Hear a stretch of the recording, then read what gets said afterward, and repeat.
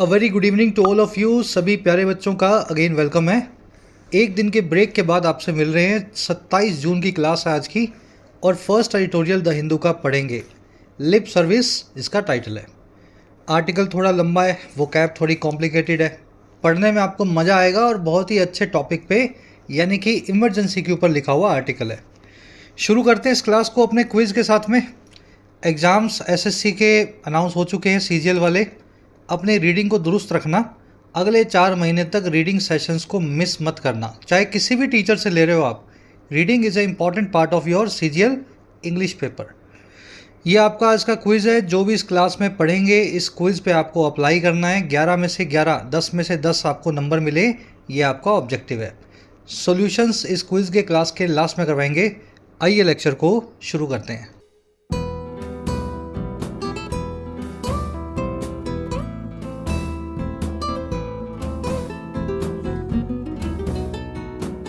कह रहा है जी लिप सर्विस। अब ये क्या होती है लिप सर्विस? लिप मतलब होंठ, सर्विस मतलब सेवा। यानी किसी आदमी की सेवा अगर आपने कर दी सिर्फ अपने शब्दों से, अपनी बातों से, लेकिन कुछ काम करके नहीं दिखाया, उसको बोलते हैं लिप सर्विस।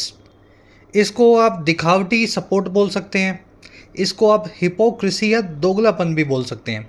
भाई मैंने आपसे सपोर्ट मांगा, आपने बोला हाँ मैं सपोर्ट करूँगा, आपकी हेल्प करूँगा, लेकिन आपने हेल्प एक्चुअल में नहीं की, तो आपने सिर्फ अपना दोगलापन दिखाते हुए मुझे एक वादा कर दिया, लिप सर्विस कर दिया, दिखावटी सपोर्ट कर दिया।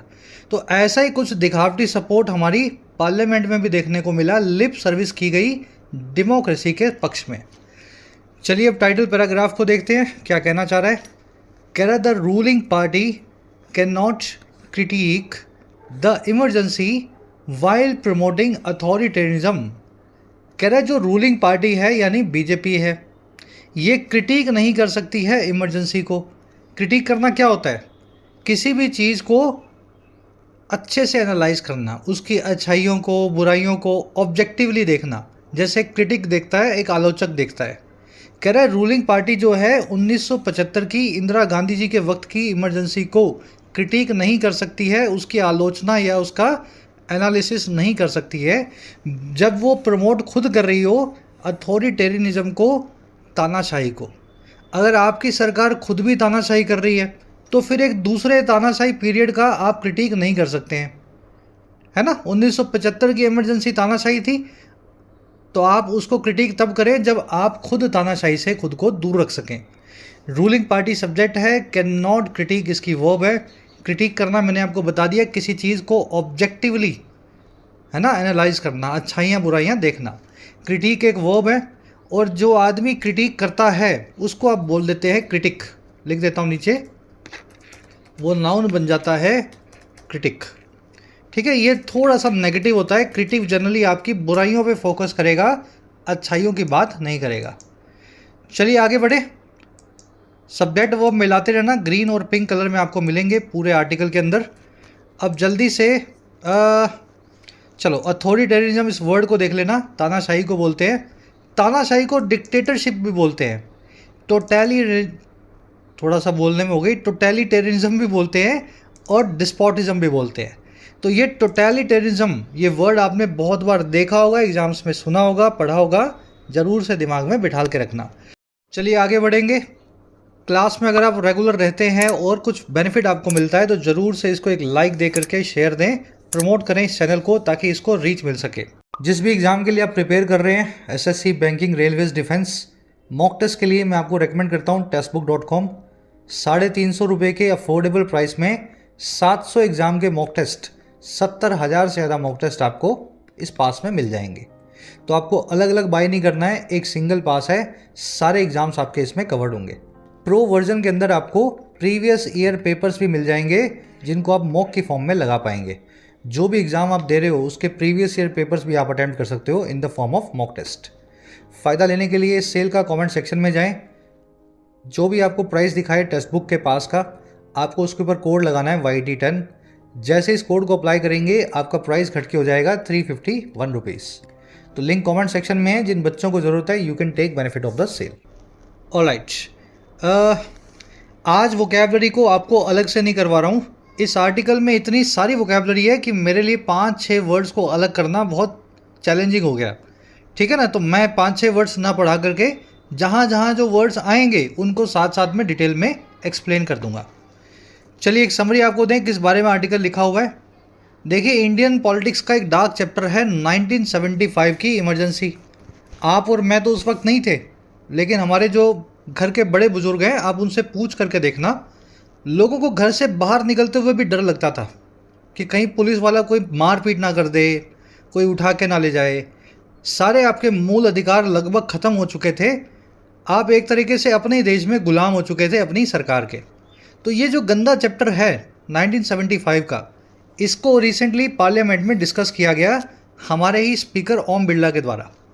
अब ये आर्टिकल क्या कह रहा है?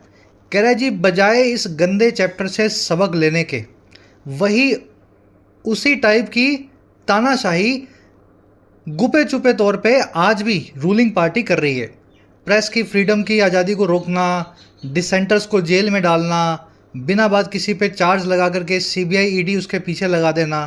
कह रहे जी, जो 75 में हुआ उससे सबक लेना चाहिए और इस तानाशाही को बंद करना चाहिए। नहीं तो इस तानाशाही की आलोचना करना एक लिप सर्विस के समान है। आप खुद अपने लेवल पे तानाशाह बने हुए हैं और 1975 की तानाशाही को क्रिटिसाइज़ कर रहे हैं। बस आज इसकी यही समरी है। टोन है क्रिटिसाइज़ कर रहा है सरकार के हरकतों को। शुरू करें आर्टिकल को। चलिए, कह रहा है the emergency imposed on June 25, 1975 by the then Prime Minister Indira Gandhi and which lasted 21 months till March 21, 1977 remains a blot on the history of democratic India। कह रहे जो इमरजेंसी है, आपातकाल है। अब देखो, बीच में कोमा से कोमा के बीच आपको मिलेगी एडिशनल इन्फॉर्मेशन। दिखाता हूँ मैं। ये कोमा देख रहे हो और ये कोमा देखो, इन दोनों के बीच में इमरजेंसी के बारे में कुछ एडिशनल इन्फॉर्मेशन है और कुछ नहीं है। कह रहा है ये वही इमरजेंसी है जो V3 लगा के बता रहा है इम्पोज की गई थी, लगाई गई थी। इम्पोज करना यानी किसी चीज़ को लगाना, जिसको जबरन लगाया गया था जून 25, 1975 में। और किसने लगाया था? उस वक्त की पीएम ने, प्राइम मिनिस्टर ने, इंदिरा गांधी ने। अब ये कोमा ख़त्म हो गया, अब आगे बढ़ेंगे। कह रहा है ये इमरजेंसी, और ये वो इमरजेंसी जो लास्ट की, जो चली 21 महीने, और कब तक चली? मार्च 1977 तक। ये विच से भी इसने इमरजेंसी को कनेक्ट किया है, वो इमरजेंसी जो 21 महीने चलती रही। कह रहे ये इमरजेंसी बनी हुई है, रिमेन्स है एक ब्लॉट, एक धब्बा इतिहास पे, हिस्ट्री पे, डेमोक्रेटिक इंडिया की, लोकशाही वाले भारत की। समझ में आया सेंटेंस की स्ट्रक्चर? इमरजेंसी सब्जेक्ट है, वर्ब है इसकी रिमेन्स। इमरजेंसी रिमेन्स अ ब्लॉट। ये पूरा जो बीच में आपने देखा, ये सब का सब इमरजेंसी के बारे में बताने के लिए था। इम्पोज्ड एक एडजेक्टिव है इमरजेंसी के लिए, जो लगाई गई थी इमरजेंसी इस दिन, और लगाई गई थी पीएम इंदिरा गांधी के द्वारा। और ये वही इमरजेंसी थी विच जो लास्ट की या चली 21 महीने। ब्लॉट मतलब धब्बा। चलिए, स्ट्रक्चर को ऐसे ही पकड़ना है। जब तक यूँ नहीं पकड़ोगे तो आप तो कन्फ्यूज ही रहोगे। ये इमरजेंसी की वर्ब लास्टेड हो गई, फिर ये रिमेन्स किसकी वर्ब है, मीनिंग निकलेगा ही नहीं। आगे बढ़ने से पहले एक क्वेश्चन पूछ लेता हूँ आपसे। देखो, आपको अच्छे से पता होगा कि कोई भी डेजिग्नेशन जो होती है उससे पहले द का इस्तेमाल किया जाता है। जैसे the prime minister, the president, the speaker, है ना, जो भी कोई भी पद है, कोई भी ओहदा है, उसके पहले द का इस्तेमाल किया जाता है। लेकिन इस द को निकाल दिया जाता है जब उस पद पे बैठे हुए आदमी का नाम भी दिया गया हो साथ में। जैसे प्राइम मिनिस्टर से पहले द लगेगा, लेकिन प्राइम मिनिस्टर मोदी से पहले आपको द लगाने की ज़रूरत नहीं है। जैसे प्रेसिडेंट मुर्मू से पहले द लगाने की ज़रूरत नहीं है, लेकिन खाली प्रेसिडेंट आ जाए तो फिर लिखेंगे द प्रेसिडेंट। तो ये इतना तो आप समझते ही हो ना ये कॉन्सेप्ट अच्छे से। मैं आपसे सवाल ये पूछ रहा हूँ कि अगर ऐसा है तो फिर यहाँ पे प्राइम मिनिस्टर इंदिरा गांधी से पहले द का इस्तेमाल क्यों हुआ है? चलो आगे बताऊँगा, थोड़ा सा पहले खुद से सोचो ताकि दिमाग में आपके रहे, है ना। मैं इस कॉन्सेप्ट को आपसे अभी डिस्कस करूँगा। आगे बढ़ते हैं। कह रहे the rule by decree, the suspension of civil liberties and free speech, the arbitrariness of government actions and the indiscriminate arrest of dissenters and opposition figures using draconian preventive detention laws among other measures continue to haunt Indians। लंबा sentence कह रहा है जी 4-5 चीज़ें हैं इस पूरी list में दी गई हैं। पहली चीज़ है रूल ऑफ डिक्री। डिक्री का मतलब होता है सरकारी फरमान और रूल होता है राज। तो उस वक्त राज हुआ करता था सरकारी फरमानों का। सरकार ने बोल दिया ऐसा करना है तो ऐसा करना ही है, नहीं करोगे तो मारेंगे पीटेंगे उठा के ले जाएंगे घर से। कह रहा जी सरकारी फरमानों का राज और सस्पेंशन हो जाना आम आदमी की लिबर्टीज़ का, मूल अधिकारों का और फ्री स्पीच का, आपके अभिव्यक्ति के अधिकार का। कह रहा है और मनमानापन जो था, आर्बिट्रेरीनेस आप समझते हैं मनमानापन। कह रहा है और जो मनमानापन था सरकार के एक्शंस का। और फिर क्या था, इनडिस्क्रिमिनेट अरेस्ट थी। अरेस्ट मतलब गिरफ्तारी, इनडिस्क्रिमिनेट मतलब अंधाधुंध, अनसिलेक्टिव, किसी को भी पकड़ लिया जिसको पकड़ना था, है ना। कह रहा है इस तरीके से जो चारों पांचों चीज़ें हो रही थी, डिक्री था, rule of decree, suspension of civil liberties, arbitrariness of government actions और अंधाधुंध अरेस्ट, इनडिस्क्रिमिनेट अरेस्ट। अरेस्ट हो रही थी डिसेंटर्स की और ऑपोजिशन फिगर्स की। ऐसे लोग जो डिसेंटर थे, सरकार के खिलाफ थे, सरकार से रोष प्रकट कर रहे थे, या फिर ऑपोजिशन पार्टियों के थे। और ये हो रही थी यूज़ करते हुए बहुत ही हार्श, बहुत ही ड्रैकोनियन, बहुत ही कड़े प्रिवेंटिव डिटेंशन लॉज को।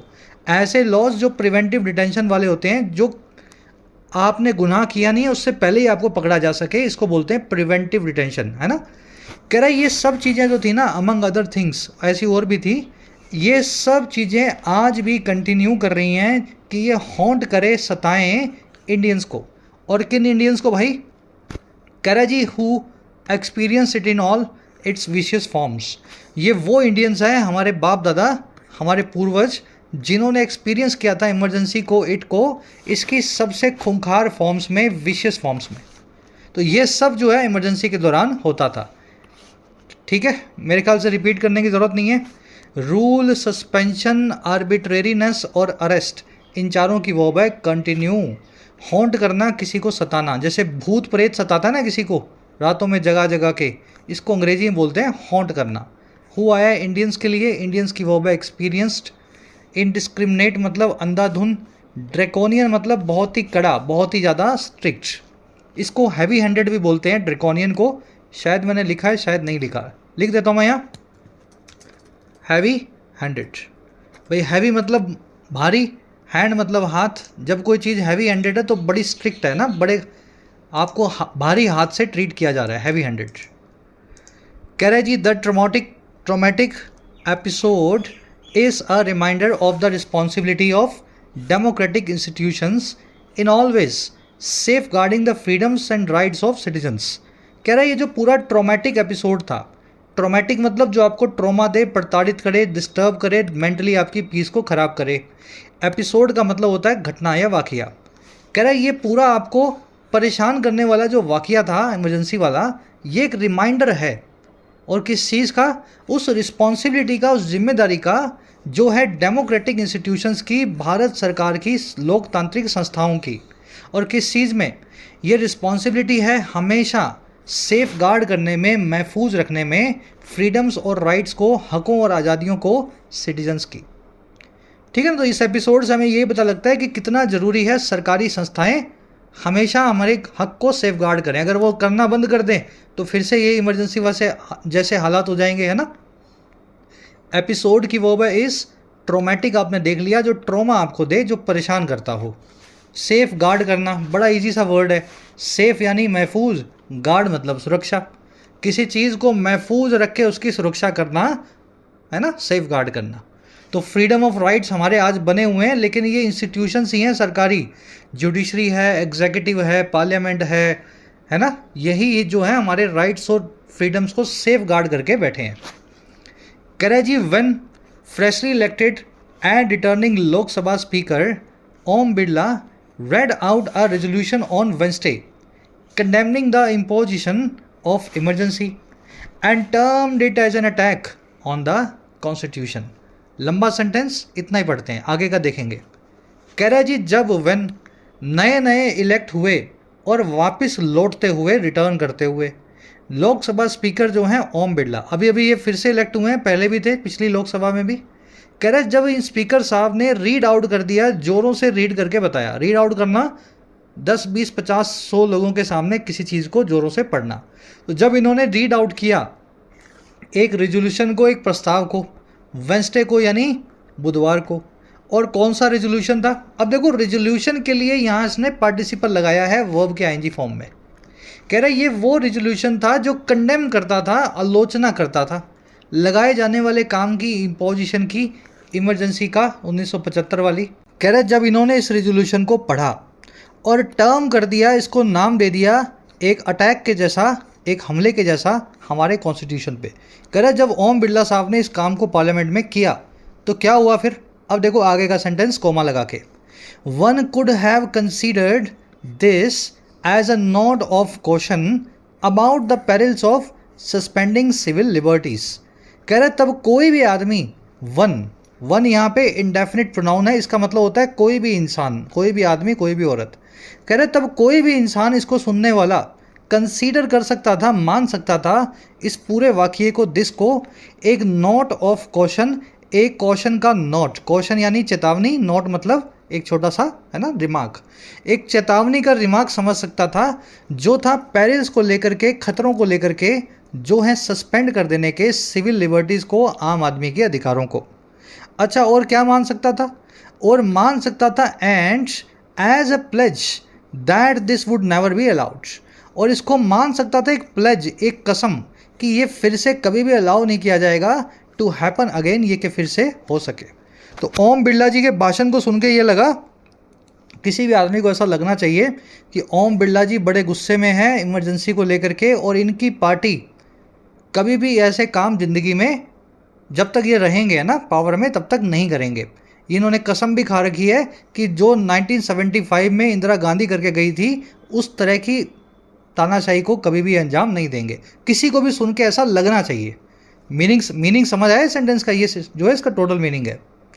लोकसभा स्पीकर ओम बिरला, वो इनकी रेड आउट, लोकसभा स्पीकर के आगे द लगना चाहिए था, लेकिन ओम बिरला इनका नाम भी साथ आ चुका है तो फिर डेजिग्नेशन के पहले का द ड्रॉप हो गया। अभी करवाया था ना ऊपर कॉन्सेप्ट, कंडेम करना, किसी चीज़ को क्रिटिसाइज़ करना। अच्छा स्पीकर की दूसरी वर्ब है टर्म्ड, इन्होंने टर्म किया, इसको नाम दिया। टर्म देना यानी किसी चीज़ को नाम देना। वन एक इंडेफिनिट प्रोनाउन है, उसकी वर्ब है कुड हैव कंसीडर्ड, वन ऐसा कंसीडर कर सकता था। कॉशन यानी चेतावनी या सावधानी, और दिस की वर्ब है would never be allowed, passive voice में। टर्म और कंसीडर वर्ब्स जो हैं अपने बाद में एज का इस्तेमाल नहीं करती हैं, ठीक है, टेक्निकली नहीं करना चाहिए। आजकल की इंग्लिश में करने लगे हैं, लेकिन आपके एसएससी बैंक की इंग्लिश में आप इस एज को नहीं देखेंगे। Termed it an attack, consider this a note, बिना एज के दोनों वर्ब्स यूज होती हैं। चलिए आगे बढ़ते हैं। प्लेज का मतलब होता है कसम। कह रहे जी but seen in the light of mister Birla's actions when as speaker in 17th Lok Sabha he indiscriminately used his powers to suspend several opposition MPs and the executive use of draconian laws to stifle dissent from civil society, the polity and the media. The resolution seems not much more than lip service against the emergency.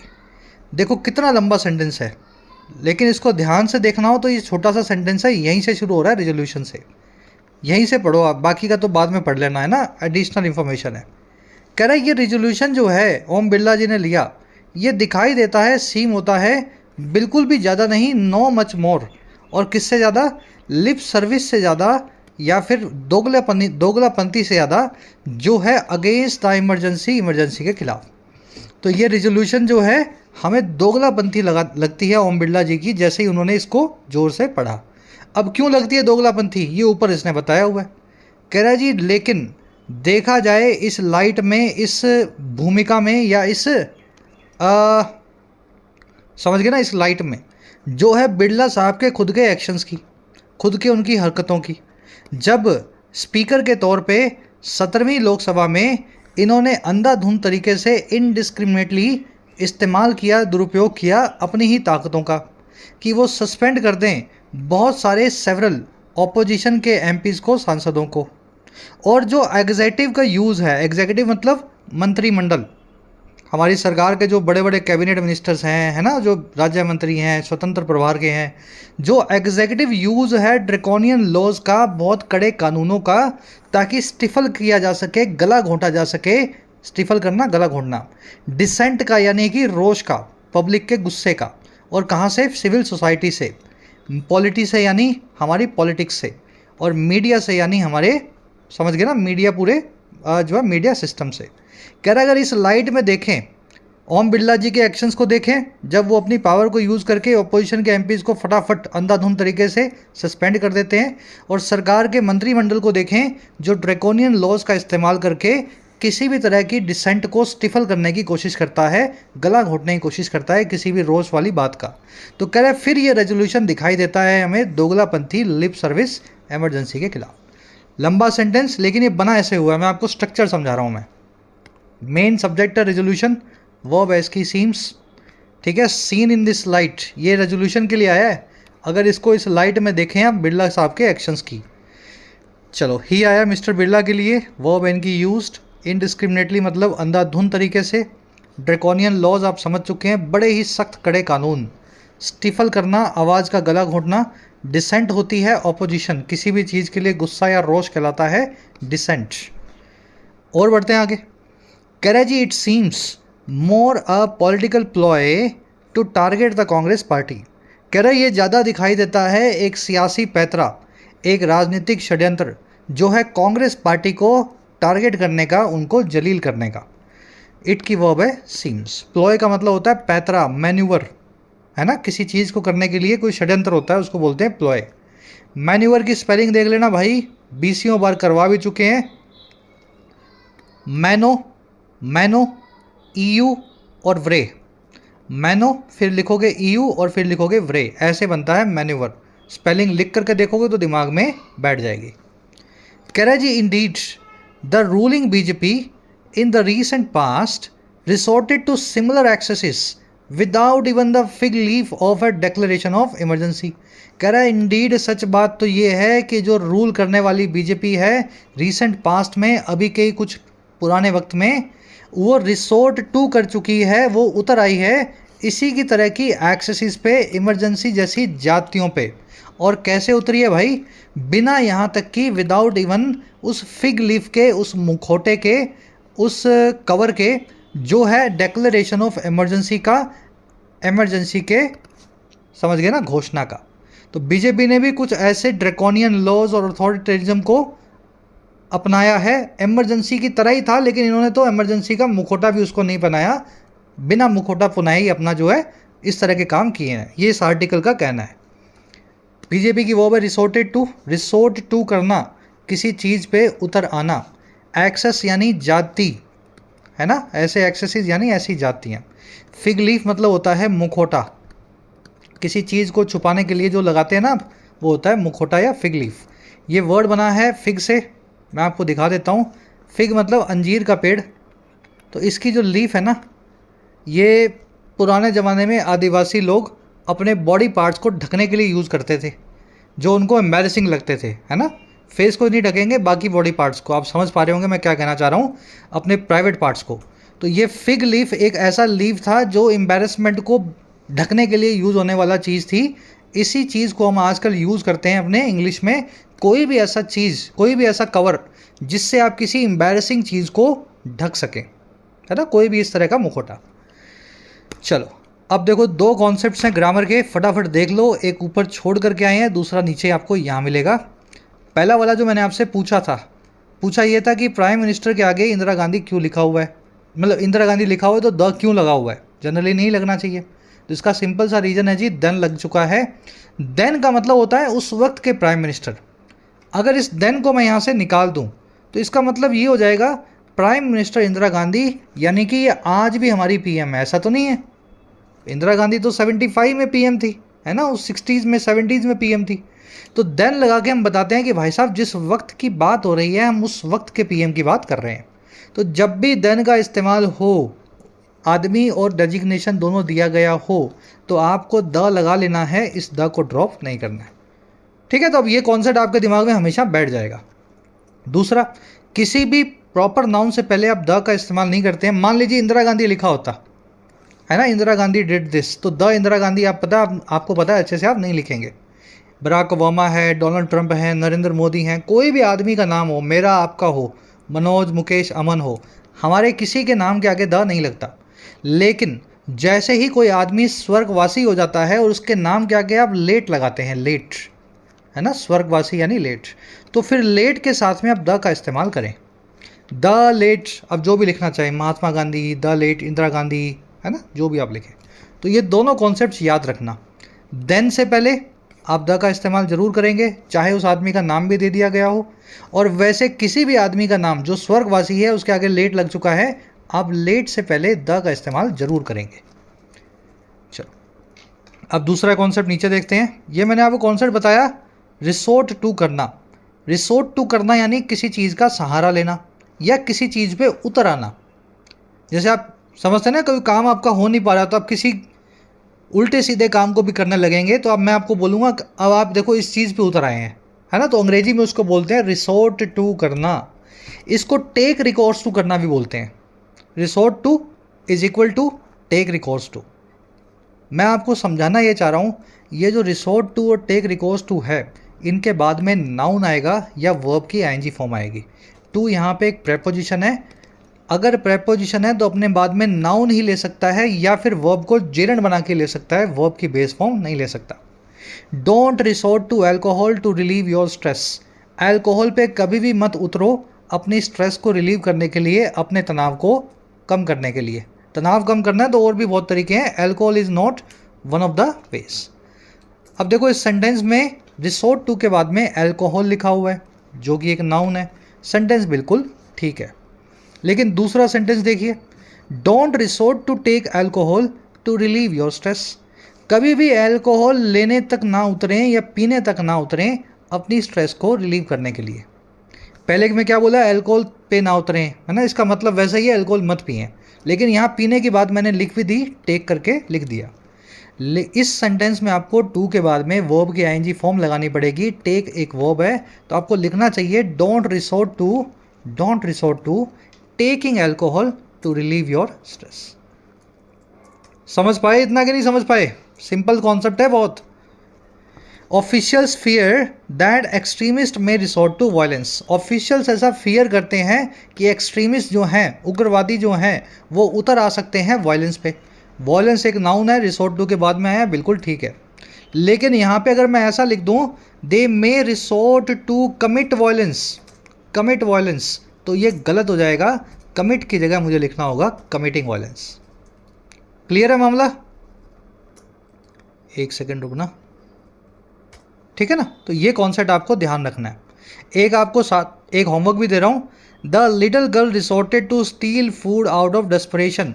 छोटी बच्ची उतर आई खाने को चुराने पे, desperation की वजह से, हताशा की वजह से, भूख की वजह से। तो यहाँ पे स्टील का क्या बनेगा?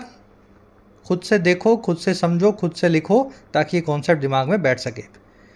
ठीक है, दोनों कॉन्सेप्ट्स आज के क्विज में मैंने आपसे पूछे हुए हैं। अब ध्यान रखना, ये resort to, take recourse to, जिनके बाद में नाउन और वर्ब की आईएनजी फॉर्म बताई है, ये सिर्फ अकेले दो फ्रेज नहीं अंग्रेजी में, ऐसे सभी फ्रेजेस की लिस्ट मैं आपको दिखा रहा हूँ। Lead to, critical to, admit to, with a view to, when it comes to, oppose to, restrict to, है ना, लिंक टू, की टू। याद कर लेना, 50 वर्ड्स हैं, बोल बोल करके देखो। जब भी इनके बाद में नाउन दिखे तो ठीक है, नहीं तो वर्ब जो दिखे उसको आईएनजी फॉर्म में आपको चेंज कर ही देना है। ये कॉन्सेप्ट इन सभी पे अप्लाई होता है। चलिए आगे बढ़ते हैं। कह रहे जी, if the government of the day is truly committed to undo the damages of the emergency and not repeat its grave errors.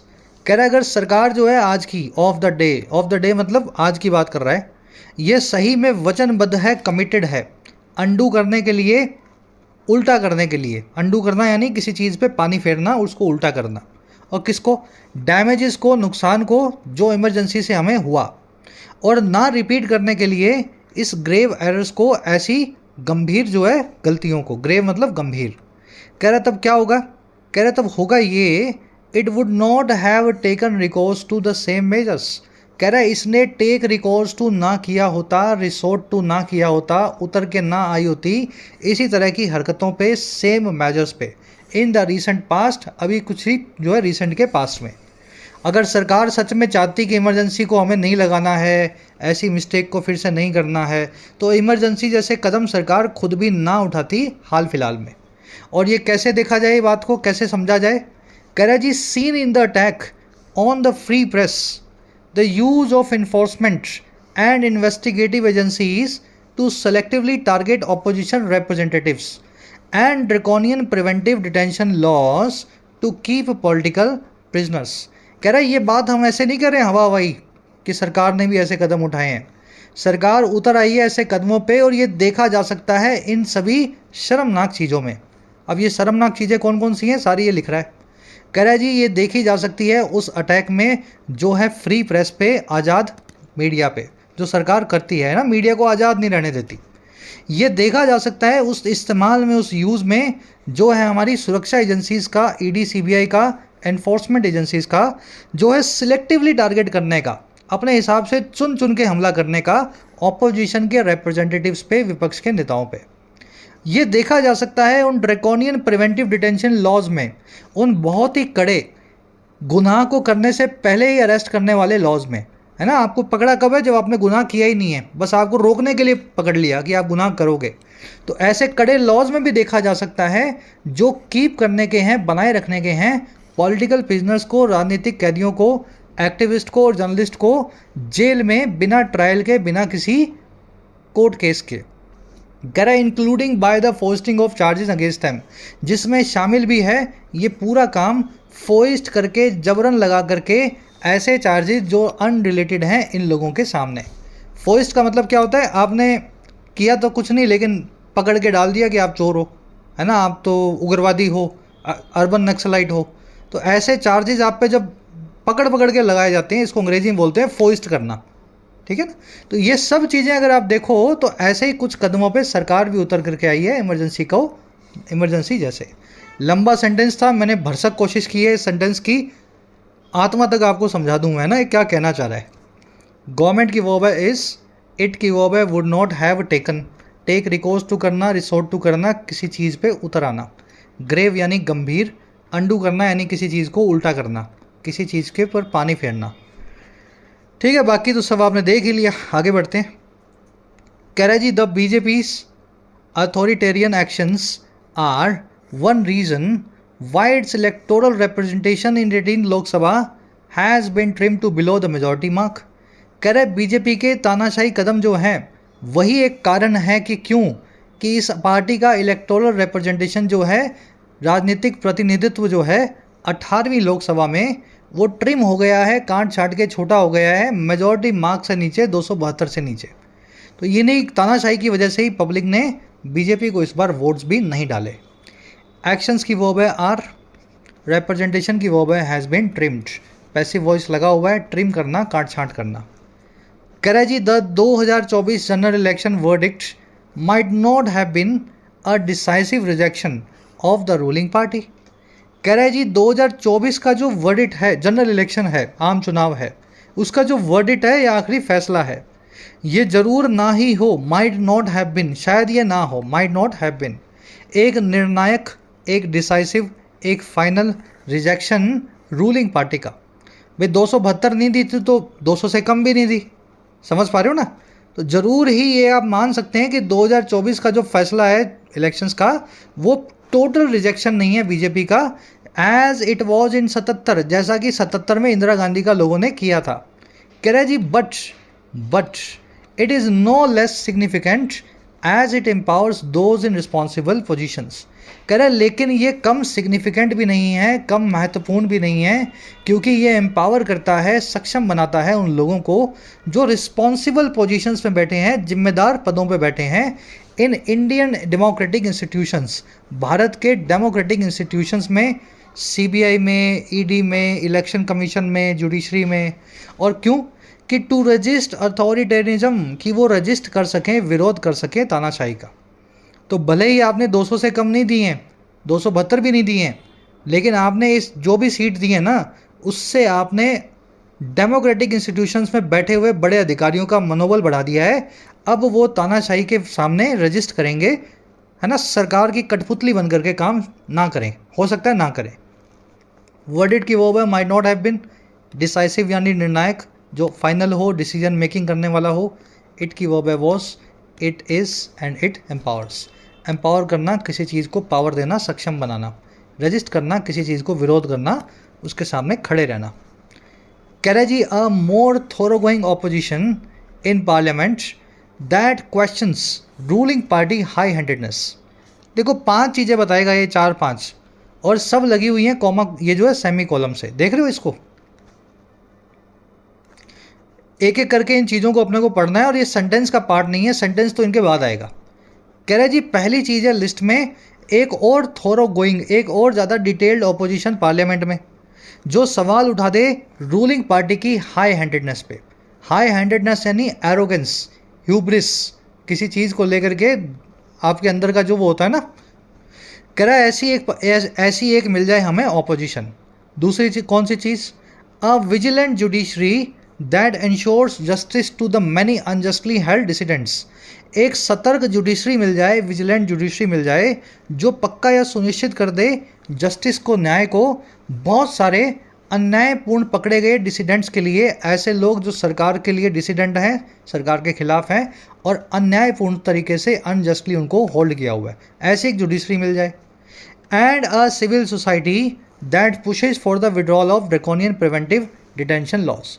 और एक ऐसा सभ्य समाज मिल जाए जो मांग करे, पुश फॉर करे हटाए जाने का बहुत ही कड़े प्रिवेंटिव डिटेंशन लॉज को।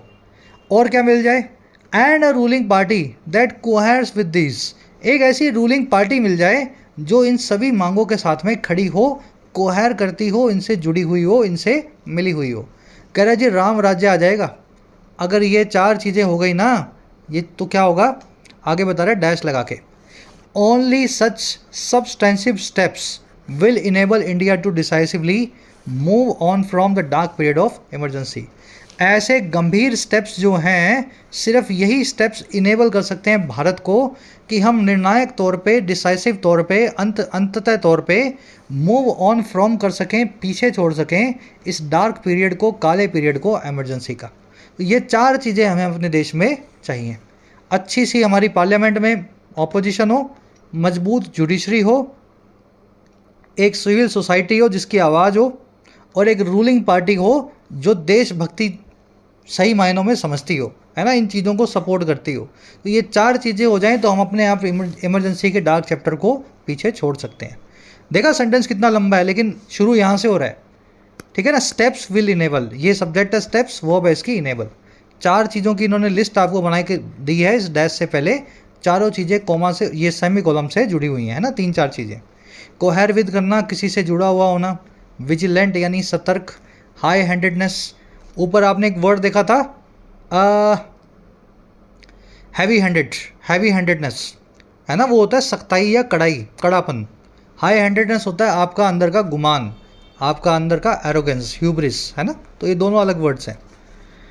चलिए सब्सटेंटिव और सब्सटेंशियल देख लेना, दोनों अलग अलग वर्ड्स हैं। सब्सटेंटिव यानी गंभीर, मीनिंगफुल, ऐसी चीज़ जो आपको सोचने पे मजबूर करे, गंभीरता से भरी हो। सब्सटेंशियल का मतलब होता है कोई ऐसी चीज़ जो मात्रा में, आकार में या साइज़ में बहुत बड़ी हो, जिसको नज़रअंदाज ना किया जा सके, ठीक है ना। तो ये तो बड़ी चीज़ के लिए यूज़ होता है सब्सटेंशियल, और ये सोचने वाली या मजबूर करने वाली चीज़ के लिए यूज़ होता है वर्ड सब्सटेंटिव। दोनों अलग वर्ड्स हैं, याद रखें इसको। मूव ऑन फ्रॉम करना, किसी चीज़ को पीछे छोड़ के उससे आगे बढ़ना, हमें डार्क पीरियड ऑफ इमरजेंसी से मूव ऑन फ्रॉम करना है।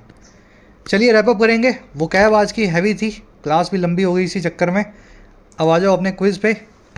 फर्स्ट क्वेश्चन में आपसे पूछ रहा है जी स्पेसीज के हिसाब से ऑथर का क्या नज़रिया है इन रेजोल्यूशंस को लेकर के ओम बिरला जी के, जो इन्होंने इमरजेंसी के ऊपर लाए हैं।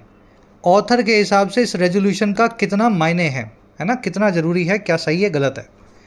4 ऑप्शन हैं आपके पास, मीनिंग निकाल लो, आंसर निकल आएगा। बहुत प्रीलिम्स लेवल का क्वेश्चन है, ठीक है ना। अगर इसका मीनिंग आप नहीं निकाल पा रहे हो तो कहीं आपकी तैयारी के तरीके में गड़बड़ है। कोशिश करो, फर्स्ट कमेंट में आंसर डाल दिया गया है वीडियो के नीचे से, वहाँ से चेक कर लेना, आंसर इसका देख लेना। कह रहा है जी इनमें से कौन सा सिनेरियो सबसे अच्छे तरीके से लिप सर्विस को या दोगलेपन को दिखाता है। 4 सिनेरियोज आपको दिए हैं, मेंस लेवल का क्वेश्चन दिया है। आपको क्या लगता है इन चारों में से कौन सा सिनेरियो हिपोक्रेसी को, समझ गए ना, हिपोक्रेसी को दिखा रहा है? फर्स्ट कमेंट में आंसर डाला है, आज आप खुद से करेंगे, आंसर से चेक करना, मेरे आंसर से अपने को मैच करना। हाई हैंडेडनेस का मीनिंग पूछा है, 2 वर्ड्स आपको करवाए थे, पहला था टाइट हैंडेड या हैवी हैंडेड, दूसरा है हाई हैंडेड। तो हाई हैंडेडनेस क्या होती है? ड्रैकोनियन वर्ड का आपसे उल्टा पूछा है ना, एंटोनिम। पहले तो इसका मीनिंग निकालो, फिर एंटोनिम करो, जो वर्ड इनसे मैच ना करे वो आपका आंसर बन जाएगा। लिप सर्विस वर्ड का मीनिंग पूछा है आपसे, फ्रेज का, ये क्या होता है? प्यार का एक्सप्रेशन होता है, ब्लाइंड फेथ होता है, या हिपोक्रेसी होता है? मूव ऑन फ्रॉम समथिंग, ये फ्रेजल वर्ब अभी लास्ट में आई थी। सब्सटेंशियल और सब्सटेंटिव के बीच का फ़र्क पूछा है, लास्ट में करवाया था। और फिग लीफ, वो अंजीर का पत्ता आपको याद होगा, फिग लीफ। तो फिग लीफ को अंग्रेजी में क्या मीनिंग से रखें, है ना, क्या कनेक्ट करें? ठीक है, तो अंजीर का पत्ता मत लिख देना, इसका सही मीनिंग आपको बताना है, फिग लीफ क्या होता है। लास्ट में मिलेंगी 3 एरर्स। पहली एरर आपको मिल सकती है इस वर्ड के आसपास, 1 मिनट आंखें बंद कर लो, ठीक है। मैंने क्या सही करके डाल दिया और गलतियां थोड़ी सी ऊपर नीचे।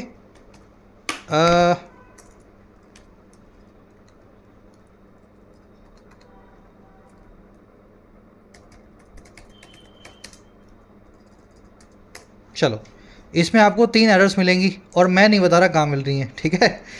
अपने आप से ढूंढो और फर्स्ट कमेंट में आंसर आपको मिल जाएगा, वहाँ से मैच करके बताना आउट ऑफ 11 कितने मार्क्स मिले। क्लास आज की थोड़ी लंबी है, थोड़ा अच्छा आर्टिकल था, हैवी था, तो ऐसे हैवी आर्टिकल कैसे लगते हैं पूरी क्लास देखने वाले बच्चे अपना फीडबैक दे सकते हैं, सर पूरा देखा पीडी। और क्लास अगर आपको ऐसे अच्छी लगती है तो पीडीआई लिख दिया करो, if you find them interesting. आपके पीडीआई से मुझे पता लग जाता है कि कौन से टॉपिक्स को मुझे रिपीट करना है। कल आपसे लेंगे मुलाकात, कल की क्लास में। जिन बच्चों को कोर्सेज की ज़रूरत है, एक्स्ट्रा क्लासेस की ज़रूरत है, you can take the benefits of the courses. Application को डाउनलोड करें, YT ऐप को, आपको राइटिंग का, SSC का और बैंकिंग का, इनफैक्ट UPSC का भी कोर्स मिल जाएगा। अफोर्डेबल कोर्सेज है, मेहनत करना चाहते हैं तो ऐप को डाउनलोड करें, कमेंट सेक्शन में लिंक रखा गया है, you can take the benefits. चलिए, अंटिल देन साइनिंग आउट।